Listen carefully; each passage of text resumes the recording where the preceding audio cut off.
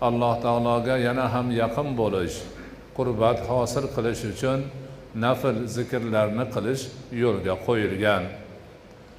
Ana o'sha nafl zikrlardan bir qanchasini aytib kelib, oxirida namozlar, nafl namozlarni aytaroq to'xtagan joyimiz shu bo'lgan ediki, inson yotib, demak, ertalab tongdan avval turib tahajjud namozini o'qish niyati bo'lsa, 4 rakat sunnat namozi o'qib yotadi. Turishga niyati yo'q, odatlanmagan bo'lsa, oxirgi namozi vitr namozi bo'lishi kerak.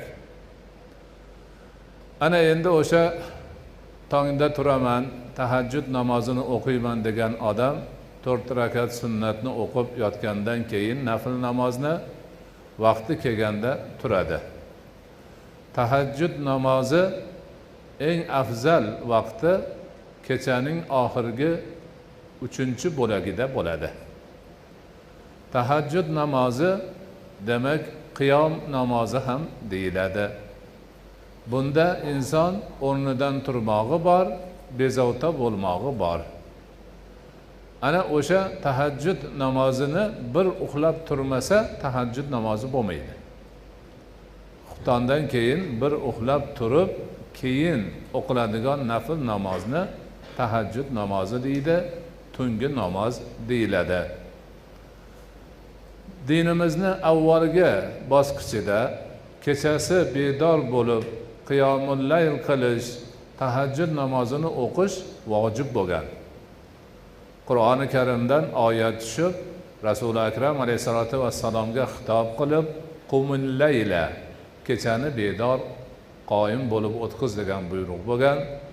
Hamma ana o'sha buyruqqa amal qilib kechasi namoz o'qigan.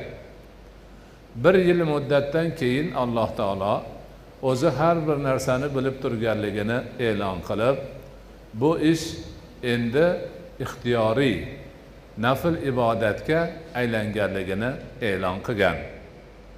Shu bilan Alloh taolo xohlasa bandalariga ko'p narsalarni buyurib qo'yishi mumkinligini, lekin u mehribon zot bandalariga toqatlaridan tashqari narsani buyurmasdan yengil buyruqlarni qilib, ularni ko'proq savob olish yo'llarini o'zi ko'rsatib berganligini mana shu tajribada bayoni kelgan.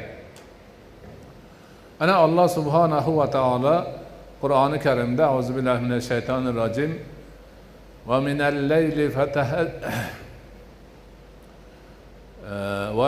layli fatahajjat bihi nafilatan lak asa an yab'athaka rabbuka maqaman mahmudan degan xitobni Rasul akram Muhammad Mustafoga qilgan. Ana kechasida deydi Alloh taolo, Qur'on o'qib, namoz o'qib, tahajjud qil. Bu senga nafila bo'ladi. Ya'ni ki ortiqcha ibodat, ziyoda ibodat, nafl ibodat bo'ladi. Shoyatki shu ibodatni qilsang, Robbing seni maqomi mahmudda tiriltirsa deyiladi. Maqomi mahmud, maqtalgan maqom juda buyuk va sharafli joydir. Rasul akram alayhisolatu vassalom erishadigan buyukliklarni eng oliysi hisoblanadi. Rasul akram alayhisolatu vassalom ana shu oyati karimadan keyin tahajjud namozini o'zlari yo'lga qo'yganlar, ummatlariga bayon qilganlar va ummatlaridan ana shu namozni fazliga mushtoq bo'lganlar, oshiq bo'lganlar asta-sekin mazkur namozni yo'lga qo'yib, o'qib, fazil, karam, xayr, barakaga sabab bo'lishgan. Rasululloh alayhisolatu vassalom o'zlarining hadislarida tahajjud namozini juda maqtab, foydasi ko'pligini nima qilganlar? Bayonini qilganlar. Sizlarga tahajjud namozini o'zingizga lozim tuting. Bu namoz Alloh taologa qurbatdir. Gunohlarni yuvuvchidir. Fazl karamga sababchidir va ba'zi joylarda aytilganki, tanadan dardlarni ketkizuvchidir degan. Shunga o'xshash kechasi turib niyat bilan, ixlos bilan tahajjud namozini o'qishda insonga juda ko'p xayr bor, baraka bor. Alloh taologa qurbat bo'lishning oson yo'li bor, yaqin bo'lishning oson yo'li bor.